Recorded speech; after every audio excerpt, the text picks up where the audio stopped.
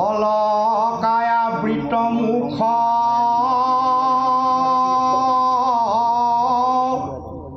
তোমাৰ ধৰ সুধা ইহত কটাক্ষ দৃষ্টি হাসি ইটো বাহু বক্ষস্থলা দেখি মোহ হুয়াৱাতি চৰণৰ চেৰি ভয়লো আখি এৰা উপপতি সম ক্ৰীড়া বুলিলা পাতক বৰ ইটো কথা নপহৈ কাণত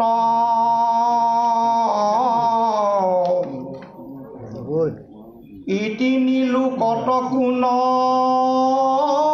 মাক নিৰজীৱ আছে নৈবে মোহ তোমাৰ গীতত নেৰিব আচাৰ ধৰ্ম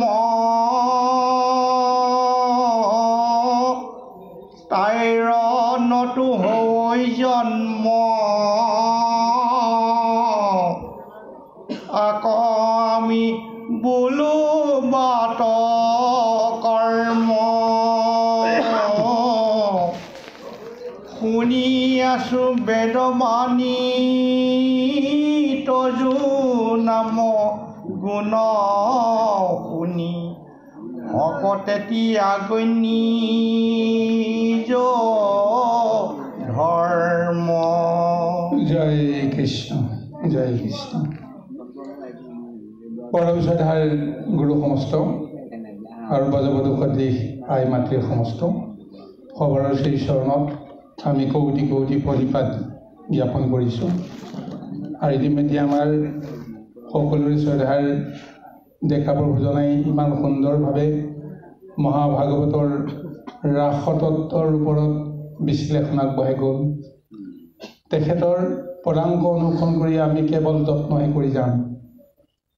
আৰু যি গোপীসকলৰ অন্তৰত ভাৱনা চলি আছে, এই ভাৱনাখিনি বিশ্লেষণ কৰাটো শক্তিসাধ্য আমাৰ নাই। কাৰণ যিটো কামনাৰ শক্তিক লৈ এতিয়া প্ৰভু ভগৱন্তে খেলাখন খেলি আছে, গোপীসকলক সেই কামনাৰ উদ্ৰেকৰ জৰিয়তে তেওঁলোকক যিখিনি জ্ঞান তত্ত্ব দিবৰ কাৰণে গৈ আছে, আৰু গোপীসকলেনো কৃষ্ণৰ কৃপা কেনেকৈ লাভ কৰিছে, কৃষ্ণ সম্বন্ধে তেওঁলোকৰ অন্তৰত কেনেকুৱা জ্ঞান দৃষ্টি আছে, এই কথাখিনি এই পদৰ জৰিয়তে সুন্দৰভাৱে বিশ্লেষণ আহিছে। জয় কৃষ্ণ। এতিয়া ইয়াৰ আগৰ পদত উল্লেখ কৰিছে যে তুমি যে লক্ষ্মীৰ পতি, তুমি জগতৰ পতি, অথচ তেওঁৰ বাহ্যিক পৰিচয়টো কি? নন্দৰ যশোদাৰ পুত্ৰ। তেওঁ এজন মনুষ্য। লক্ষ্মীপতি হ'ব পৰা ক্ষমতা এজন মনুষ্যৰ কেতিয়াও সম্ভৱ হ'ব নোৱাৰে। কিন্তু আজি গোপীসকলৰ জ্ঞান দৃষ্টিত তেওঁতো মনুষ্য হৈ পৰা নাই। তেওঁ সেই নিৰাকাৰ নিৰঞ্জনজনে, জগতপতি প্ৰভু ভগৱন্তজনে কেৱল আজি মায়াৰ ৰূপ এটা লৈ নন্দ যশোদাৰ পুত্ৰ ৰূপত কেৱল এটা দৰ্শনহে দি আছে, আনক দেখুৱাইহে আছে। গতিকে এই তত্ত্বটোৰে এতিয়া গোপীসকলৰ অন্তৰাত্মাত যিটো এটা ডাঙৰ প্ৰভাৱ ঘটিছে। কাৰণ লক্ষ্মী নাৰায়ণৰ বাহিৰে এইখন সংসাৰত পুৰুষ প্ৰকৃতিৰ আৰু বেলেগ সম্বন্ধ থাকিব নোৱাৰে। গতিকে ঈশ্বৰৰ লগত, কৃষ্ণৰ লগত, নাৰায়ণৰ লগত লক্ষ্মীৰহে সম্বন্ধ থাকিব পাৰে। এতিয়া তেওঁলোকৰ জ্ঞান দৃষ্টিত কৈছে যে আমিতো তোমাক স্বামী হিচাপে বৰণেই কৰিলোঁ, জগতত যিজন মায়াপতি হিচাপে তুমি পৰিচয় দি এটা গাহস্য ধৰ্মৰ কৰ্ম পালন কৰিবৰ কাৰণে আমাক বাধ্য কৰাইছা। কিন্তু আমিতো বুজিলোঁ যে তোমাক নোপোৱাৰ কাৰণতহে, তোমাক পাবৰ কাৰণে ৰৈ থকাৰ কাৰণত আমি বাহ্যিক ধৰ্ম এটা আমি ৰক্ষা কৰিহে আমি মায়াপতিৰ লগত আমি সংগ কৰি আছোঁ। কিন্তু তুমি যিহেতু আহি গ'লা, তোমাক যিহেতু আমি চিনি পালোঁ, গতিকে সেইদিনাখনৰ পৰাই যিদিনাখনেই আমি তোমাক চিনি পালোঁ যে তুমি আচলতে মনুষ্য নহয় আৰু তোমাৰ আৰু আমাৰ আত্মিক সম্বন্ধ সৃষ্টিৰ পাতনিৰ পৰাই যে চলি আছে, যাৰ কাৰণত আজি আমি কত যুগ কত কাল কত কল্প সলাই সলাই তপ জপ কৰি কৰি ৰৈ আছোঁ। আৰু এই সময়ত তুমি আহি গ'লা, গতিকে তুমি অহাৰ পিছত সমস্ত জগতখনেই অসাৰ হৈ গ'ল, অনৰ্থ হৈ গ'ল। গতিকে এতিয়া এই তত্ত্বটোৱে কৈ আছে, এতিয়া আমি তোমাক স্বামী ভজন কৰিলোঁ, কিন্তু তুমি হয়তো ভাবিব পাৰা যে লক্ষ্মী মোৰ জায়া, লক্ষ্মী মোৰ পত্নী ভাৰ্যা সমস্ত, তেওঁ থকাৰ পিছত যদি কোনোবাই যদি মোক ভজনে কৰে তেতিয়াহ'লে তেওঁলোকে সতিনী ভাত খাব লাগিব, হয়নে নহয় বাৰু? আজি কৈ আছে যে তুমি হয়তো ভাবিব পাৰা যে মোৰ স্বয়ং লক্ষ্মী মোৰ ভাৰ্যা থকাৰ অৱস্থাত তোমালোকে যদি মোৰ ভাৰ্যা হিচাপে আহা, জানি শুনি সতিনীৰ ভাত তুমি খাবৰ কাৰণে কিয় তোমালোকে বিচাৰিছা? এই প্ৰশ্নটো গোপীসকলৰ অন্তৰত নিজে কৰিছে, কৃষ্ণক আৰু কৈছে, আৰু সেইকাৰণে হয়তো তুমি আমাক প্ৰত্যাখ্যান কৰিবলৈ বিচাৰিছা, তুমি আমাক বাৰে বাৰে তোমাৰ ওচৰৰ পৰা যাবলৈ কৈ আছা। তাৰ উত্তৰত কৈছে কি যে যিহেতু বিষয় গৈল প্ৰাণ প্ৰভু সোধা যাবে, কহিব উত্তৰত তেবে তাৰ তোমাৰ প্ৰেম ভকতিত আমি বিক্ৰী কৰি গ'লোঁ। যিটো মহাভক্তিৰ ৰস জ্ঞান তত্ত্ব তো আমাৰ হৃদয়ত তুমি সিঁচি দিলা, আৰু সেইখিনি কাৰণতে আমাৰ সমস্ত বাহ্যিক যিটো শক্তি, মানসিক যিটো প্ৰবৃত্তি, সমস্তখিনি তোমাকেই অৰ্পণ কৰি দিলোঁ। ইতিমধ্যে আমি বিক্ৰী গৈ গ'লোঁ। গতিকে বিক্ৰী যোৱা সম্পদে কেতিয়াও নিজৰ ওপৰত অধিকাৰ ৰাখিব নোৱাৰে।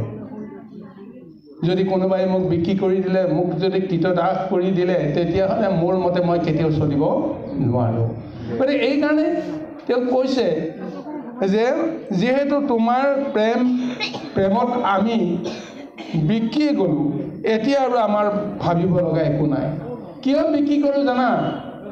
উল্লেখ কৰিছে যে অলকা আবৃত মুখ তোমাৰ অধৰ সোধা, ইখত কটাক্ষ দৃষ্টি সাক্ষী, ইটো বাহু বক্ষস্থল দেখি মোহ হৈয়া আতি, চৰণৰ চেৰি ভৰিলোঁ আমি।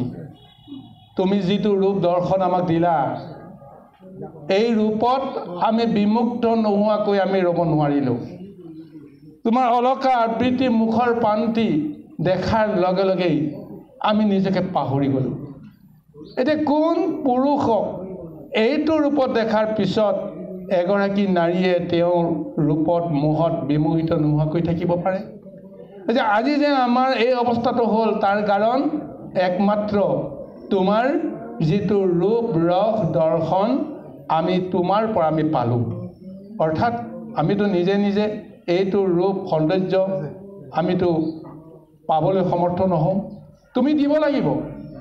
এহাতে তুমি সেই ৰূপটো দি আমাক এই অনুভূতিটো, জ্ঞানটো, তত্ত্বটো সমস্তখিনি দিছা, আৰু সেইকাৰণে এতিয়া তুমি বুজাবলৈ গৈ আছা যে উপপতি সমে ক্ৰিয়া কৰাটো উচিত নহয়।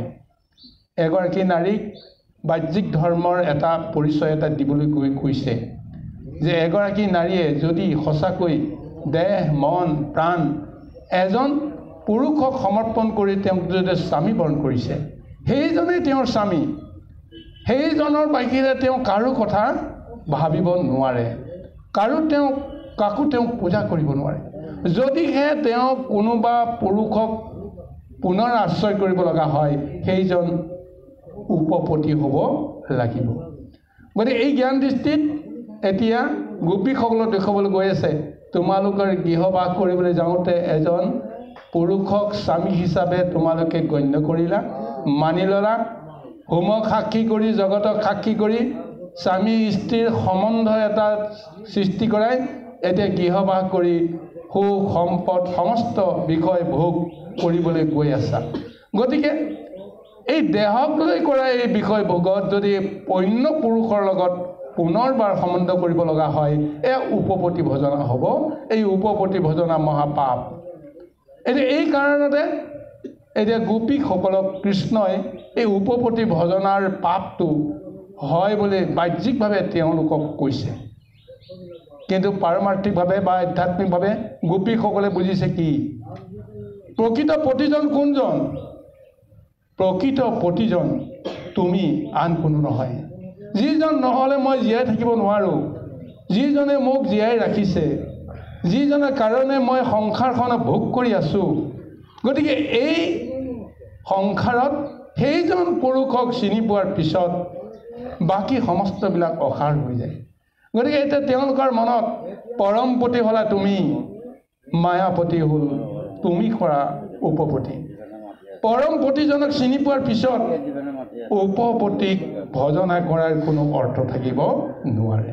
গতিকে এই তত্ত্বটোকে এতিয়া গোপীসকলে কৃষ্ণৰ ওচৰত নিবেদন কৰিছে আৰু তাৰপিছত কৈছে যে এই তিনি লোকত কোনো মাকনিৰ জীৱ আছে, নৈবে মোহ তোমাৰ গীতত। তুমি যিটো মধুৰ সুৰ তুলি, যিটো মহা সংগীত তুমি বৃন্দাবনত বোৱাই তুলিছা, যাৰ উদ্দেশ্যত তুমি এই সংগীতময় ধাৰা প্ৰবাহিত কৰি আছা, এই সংগীতময় ধাৰাটো শুনাৰ পিছত, বুজাৰ পিছত কোন গৰাকী নাৰীয়ে তোমাৰ ওচৰত মোহিত নোহোৱাকৈ থাকিব পাৰে? চাওকচোন বাৰু, কিমান এক ডাঙৰ পাৰমাৰ্থিক কৈছে। আৰু যদিহে কোনোবা নাৰীয়ে এনেকুৱা এক মধুৰ সুৰৰ মূৰ্ছনাটো যদি মুক্ত হ'ব নোৱাৰে, সেইগৰাকী কেতিয়াও প্ৰকৃততে এইখন সংসাৰত থকাৰ তেওঁলোকৰ কোনো ধৰণৰ মূল্য নাই। আজি এনেদৰে ক'ব গৈছে যে প্ৰেমৰ যিটো সংজ্ঞা এতিয়া তোমাৰ পৰা পালোঁ, এতিয়া তোমাৰ সংজ্ঞা মতে কুলস্ত্ৰীয়ে হওক বা বাহ্যিক ধৰ্ম আচৰণ কৰিবৰ কাৰণে মনুষ্য পুৰুষেই হওক, প্ৰকৃতিয়ে হওক, ভক্তি আৰু প্ৰেমৰ এই মহা ৰসটো পোৱাৰ পিছত নিজকো পাহৰি যায়।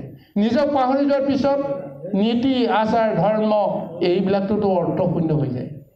এইবিলাকতো কাৰণ নাথাকে। যে নিজকেই পাহৰি যায় মই কোন। চুম্বক আৰু লোহাৰ মাজত যেনেকুৱা এটা সম্বন্ধ ঘটে, চুম্বক ক্ষেত্ৰৰ ভিতৰত লোহা টুকুৰা যেতিয়া পৰে, লোহা টুকুৰাই নিজেই গম নাপায় যে মই ক'ত আছোঁ, মই কি, কেৱল চুম্বকৰ আকৰ্ষণত অনুভূত হৈ থাকে। যদিহে বাহ্যিক কিবা শক্তিয়ে তাক বাধা দি ৰাখে, চুম্বকৰ লগত মিলি যাব নোৱাৰা অৱস্থাটো তেওঁ নিজৰ কথা ভাবিবলৈ সময় নাই। তদ্ৰূপ আত্মা আৰু পৰমাত্মা, জীৱাত্মা আৰু পৰমাত্মাৰ মাজত যদি এনেকুৱা এটা সম্বন্ধ যদি আহি পৰে, জীৱাত্মাই নিজৰ অস্তিত্বৰ কথা পাহৰি যায়। এতিয়া গোপীৰূপী জীৱাত্মাই পৰমাত্মা ৰূপে পৰমাত্মা কৃষ্ণক আজি এনেদৰে নিবেদন কৰিছে, এইখন সংসাৰ তোমাক বুজি নোপোৱাৰ কাৰণতহে উপভোগ্য হৈ থাকিব পাৰে কাৰোবাৰ কাৰণে, কিন্তু তোমাক চিনি পোৱাৰ পিছত, তোমাক বুজি পোৱাৰ পিছত, তোমাক দেখা পোৱাৰ পিছত এইখন সংসাৰৰ লগততো কাৰো সম্বন্ধ থাকিব নোৱাৰে। আজি গোপীসকলে এই মানসিকতাই আহিছে। সঁচাকৈ তেওঁলোকে বিষয়ৰ কামনাৰ ভোগ যে তেওঁলোকৰ অন্তৰত নাই, তাকেই প্ৰকাশ কৰিবলৈ কৈ আছে। কাৰণ এগৰাকী নাৰীয়ে যদি বিষয় ভোগ কৰিবলৈ বিচাৰে কোনোবা এজন পুৰুষৰ সান্নিধ্যত, তেতিয়াহ'লে তেওঁ সেইজন পুৰুষক অকলশৰে নিবিড়ভাৱে তেওঁ পাব বিচাৰে।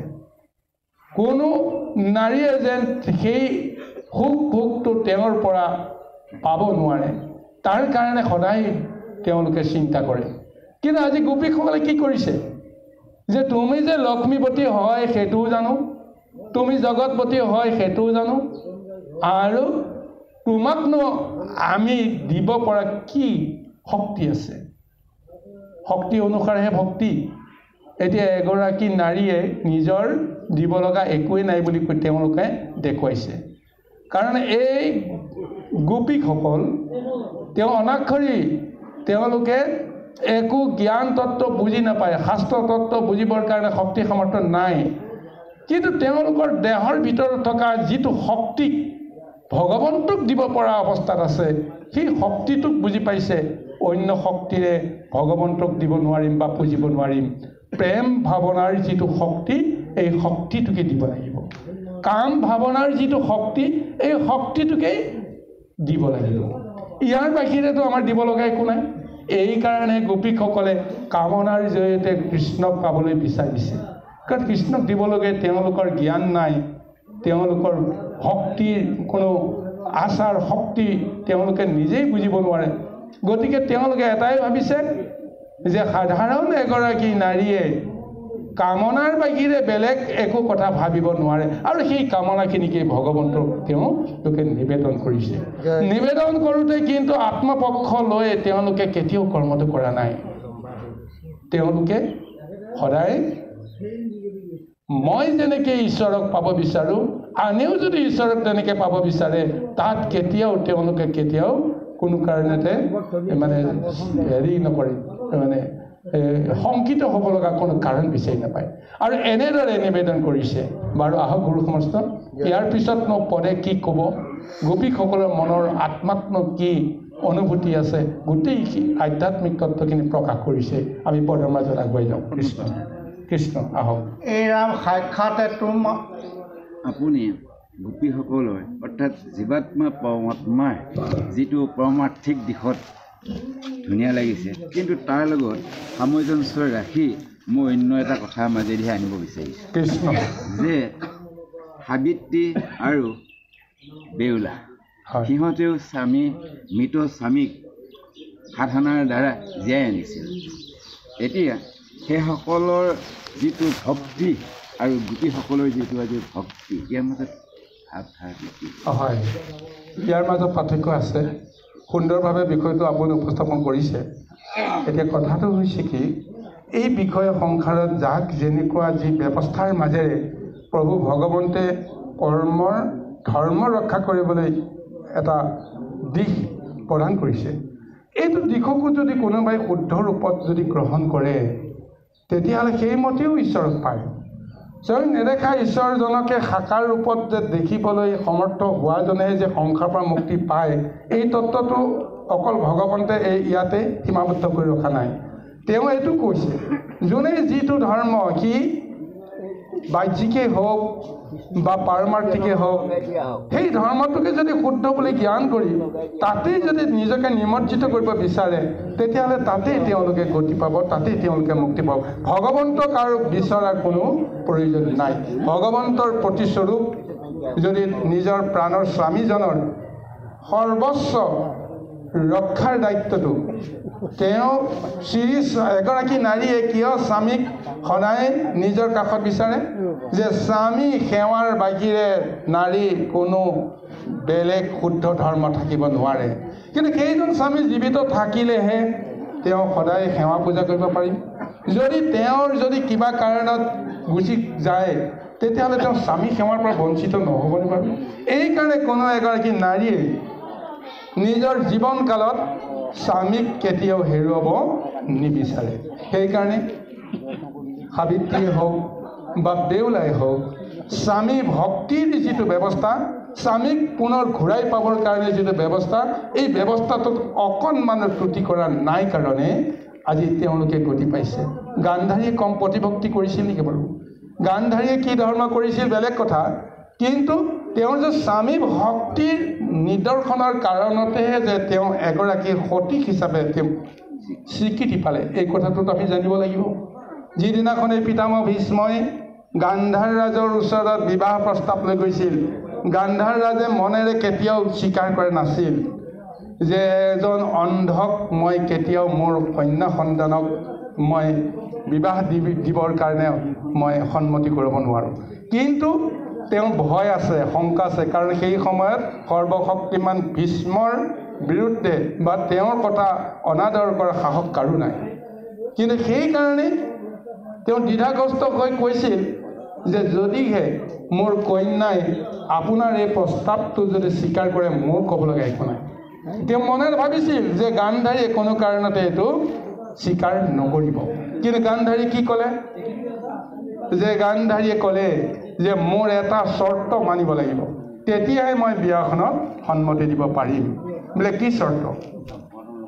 যে মোৰ হ'ব লগা স্বামীজন যদি অন্ধ হয়, তেতিয়াহ'লে মই চকু মেলি গোটেই জগতখন দৰ্শন কৰি থকাৰ কি লাভ হ'ব?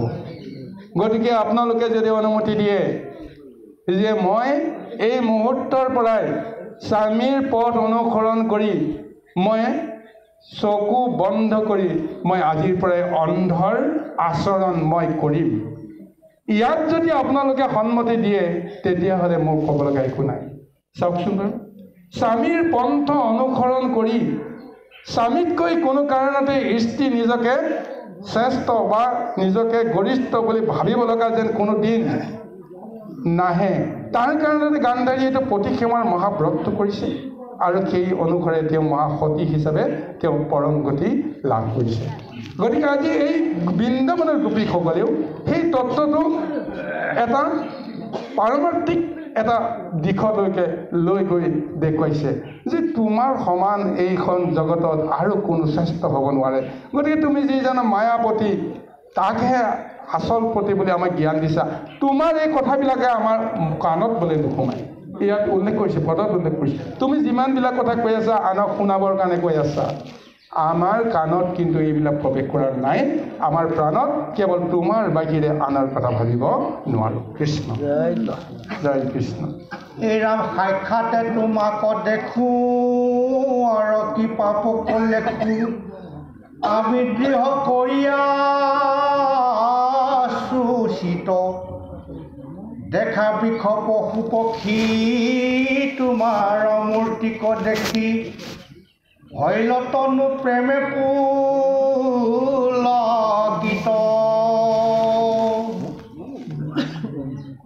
তোমাৰ শুনিয়া গীত পুৰুষৰ ভুৰৈ হিত চিত, অনাৰী ৰকম মনে দুখ দেখি দিয়া বন্ধু সমিধান, আমাৰ জোৰাও প্ৰাণ এভুৱা চাকি সকী।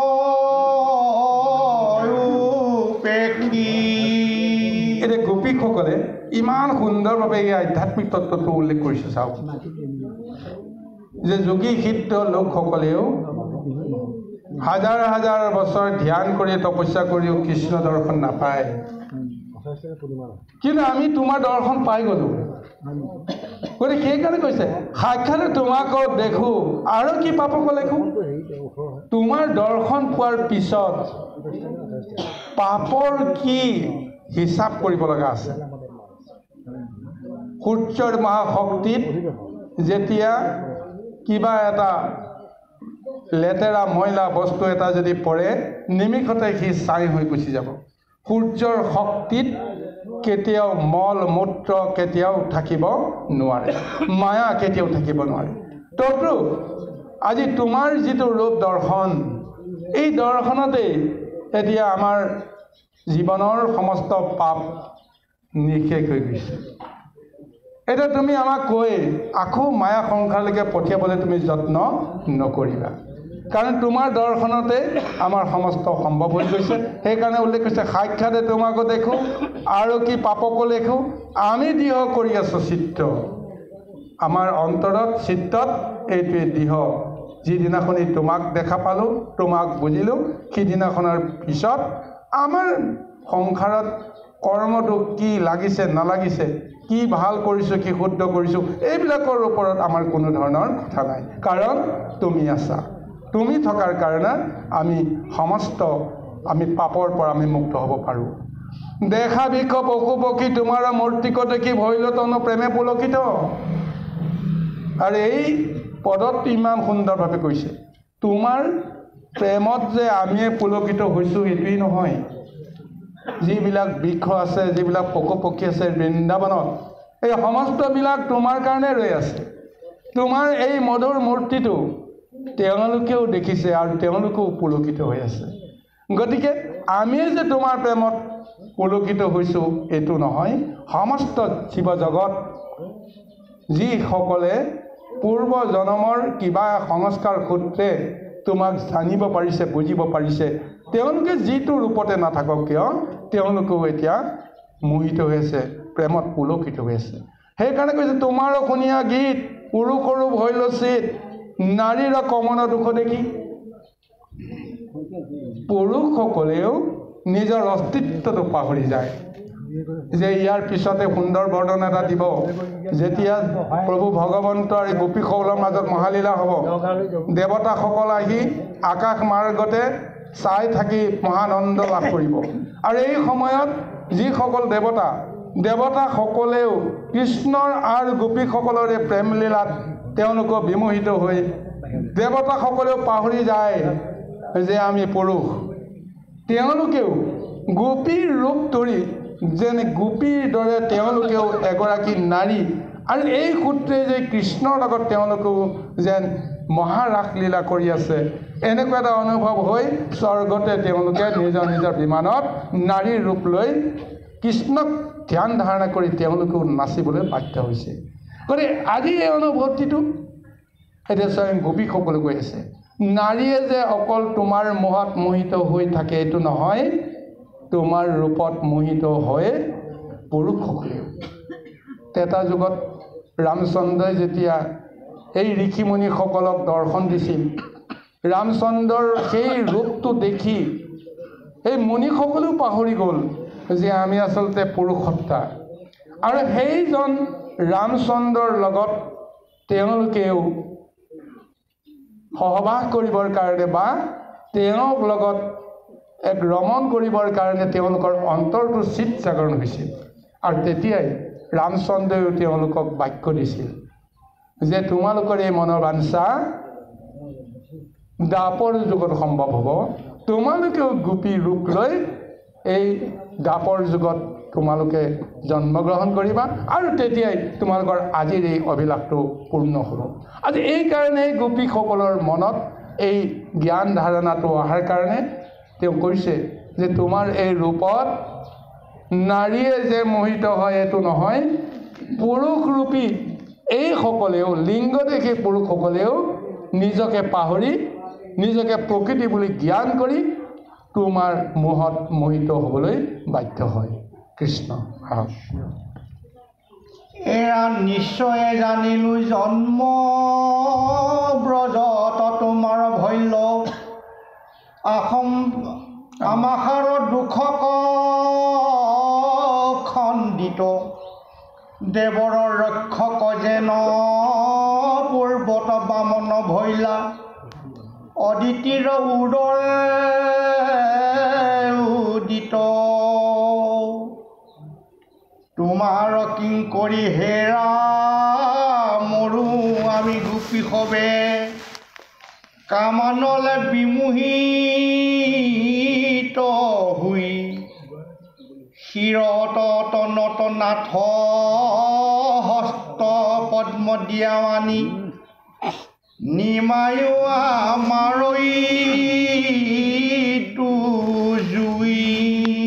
এতিয়া গোপীসকলে স্পষ্টকৈ তেওঁলোকৰ অন্তৰত থকা ভাৱনাখিনি ব্যক্ত কৰি দিছে যে তোমাৰ দৰ্শন যে এই ব্ৰজত সম্ভৱ হ'ল, তাৰ কাৰণত এতিয়া বুজিলোঁ যে তুমি ব্ৰজত জন্মগ্ৰহণ কৰা এই সমস্ত জীৱৰ লগতে আমাৰ যিমানবিলাক দুখ আছিল, বিষয়ৰ দুখ, এই সমস্তবিলাক তুমি খণ্ডন কৰিবৰ কাৰণে আহিছা।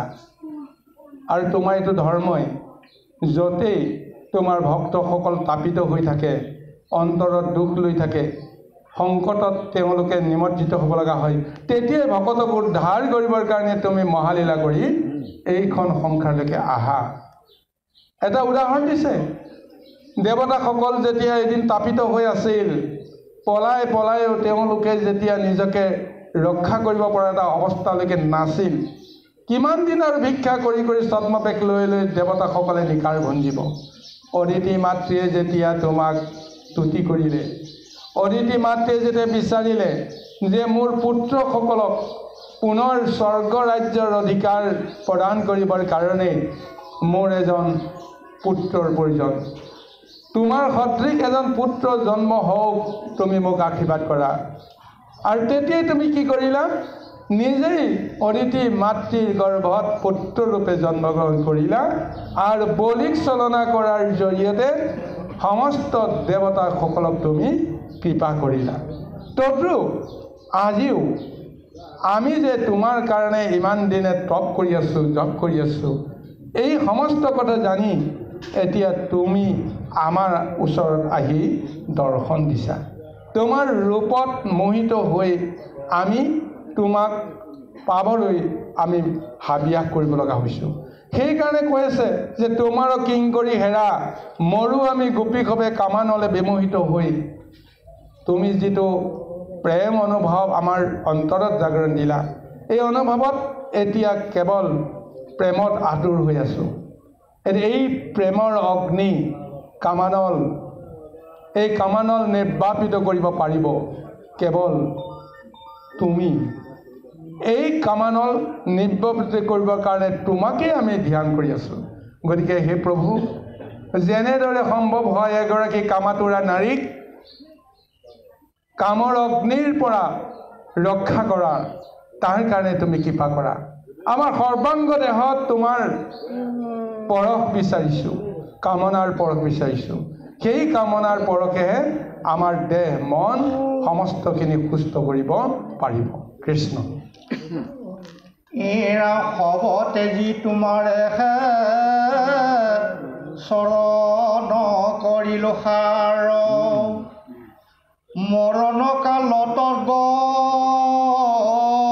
গতি তুমি মাধৱ বান্ধৱয়ে ভূ আমাক পেখি আছা, এই বুলি কান্দৈ মহুমি। এৰা কৃষ্ণৰ কিংকৰে কয় শুনা সভা সদস্যই, কেতিখন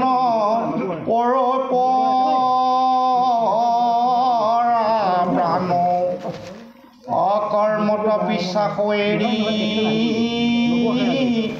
হৰি হৰি বোলা বেৰি,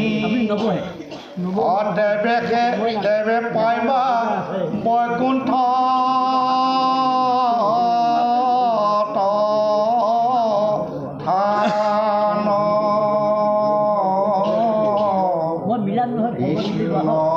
শংকৰ গুৰু হৰি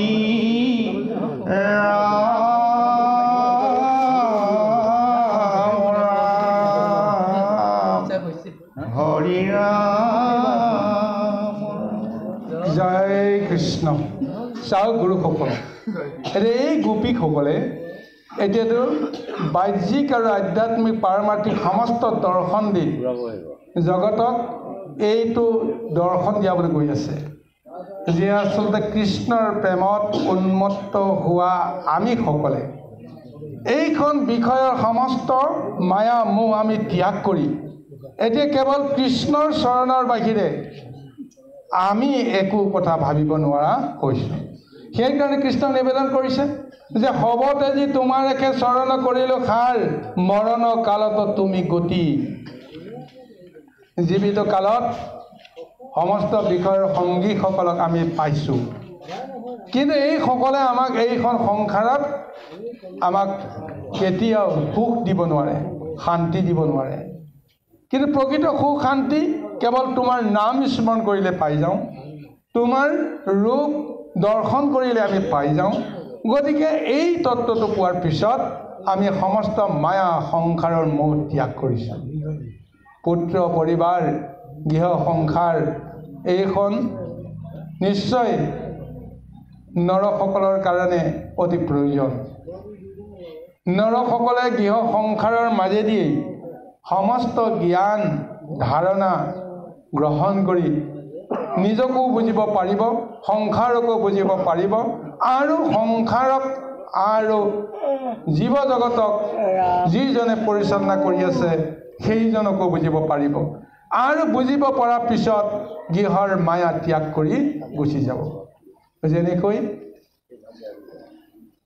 পক্ষীৰ বাঁহত যেতিয়া পক্ষীকুলে নিজৰ সন্তানক যেতিয়া কণীৰ পৰা উমনি দি সেই উমনিৰ পিছত কণী ফুটি যেতিয়া পোৱালি ওলায় পোৱালিক আহাৰ খুৱাই পোৱালিক প্ৰাকৃতিক ঢৌ ধুমুহাৰ পৰা ৰক্ষা কৰিবৰ কাৰণে প্ৰযত্ন কৰে কিন্তু এটা সময়ত যেতিয়া তাৰ পাখি গজিব পাখি গজাৰ পিছত এতিয়া সেই সন্তানক পিতৃ মাতৃয়ে বা মাক বাপেকেও সেই সন্তানৰ মোহ ত্যাগ কৰে তেওঁলোকেও সন্তানক খুটিয়াই খুটিয়াই বাঁহৰ পৰা গৃহৰ পৰা আঁতৰাই পঠাব বিচাৰে তদ্ৰূপ সেই সন্তানেও সেই পক্ষীও পোৱালিবিলাকেও নিজে উৰিব পৰা অৱস্থালৈকে মাক বাপেকৰ আশ্ৰয় থাকে কিন্তু যেতিয়াই গম পাই যায়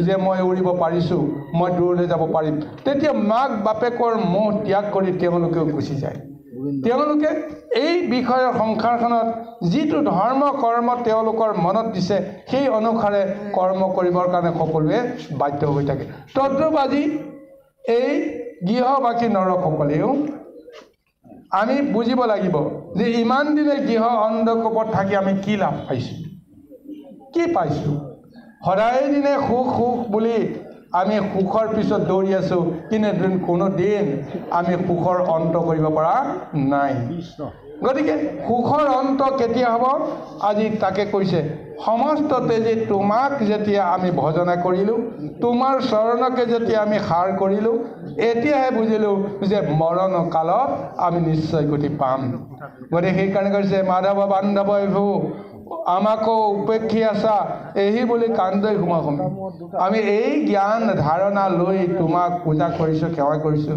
কিন্তু তুমি যদি আমাক উপেক্ষা কৰা আমাৰ কি হ'ব গৃহৰ মায়া আমাৰ ত্যাগ হৈ গ'ল এতিয়া আৰু মই আগৰ দৰে পতি আৰু মানে পুত্ৰসকলক সন্তানসকলক দয়া কৰিব নোৱাৰোঁ মৰম চেনেহ কৰিব নোৱাৰোঁ আদৰ কৰিব নোৱাৰোঁ কাৰণ তোমাক পোৱাৰ পিছত সমস্তখন অসাৰ বুলি জ্ঞান কৰিলোঁ এতিয়া সেই অসাৰ সংসাৰলৈকে গৈ আমি সুখী হ'ব নোৱাৰোঁ তুমিও যদি আমাক যদি চৰণত যদি তুমি শৰণ নিদিয়া তেতিয়াহ'লে আমাৰ কি হ'ব এই তত্ত্বৰে এতিয়া কৃষ্ণৰ চৰণত নিজৰ সমস্ত সত্তা বিসৰ্জন দিছে আৰু এই তত্ত্বটোকে এতিয়া শংকৰদেৱ গুৰুজনায়ো পদৰ অন্তত এক মহা উপদেশেৰে সৈতে সকলোকে কৈছে যে কৃষ্ণৰ কিংকৰে কয় শুনা সভাসদ ছয় কেতিখনে পৰৈ পৰা প্ৰাণ কৰ্মত বিশ্বাস এৰি হৰি হৰি বোলা বেৰি তেবে পাইবা বৈকুণ্ঠত স্থান গতিকে এইখন সংসাৰত আমি যি কৰ্ম নকৰোঁ কিয় বিষয়ৰ সূত্ৰে যদি কৰ্ম যদি কৰোঁ সেই কৰ্ম কৰিয়ে যদি আমি সুখী হ'ব পাৰিম এইটো বিশ্বাস যদি কাৰোবাৰ আছে এইটো বিশ্বাস ত্যাগ কৰিবলৈ গৈছে কাৰণ কৰ্ম কৰি ফল ভোগ কৰি আমি কেতিয়াও সুখী হ'ব নোৱাৰোঁ গতিকে হৰি নামৰ বাহিৰে পৰম সুখ প্ৰদান কৰোঁতা বিকল্প ব্যৱস্থা এইখন সংসাৰত আৰু থাকিব নোৱাৰে তাৰ কাৰণে আমি সদায় যদি হৰি নামত শৰণ লওঁ নিশ্চয় আমাৰ এইখন সংসাৰৰ পৰা যোৱাৰ পিছত বৈকুণ্ঠত আমাৰ স্থান হ'ব এইটোকে পৰম উপদেশ প্ৰদান কৰিছে বাৰু যি কি নহওক গুৰু সমস্ত সময়ৰ প্ৰতি লক্ষ্য ৰাখি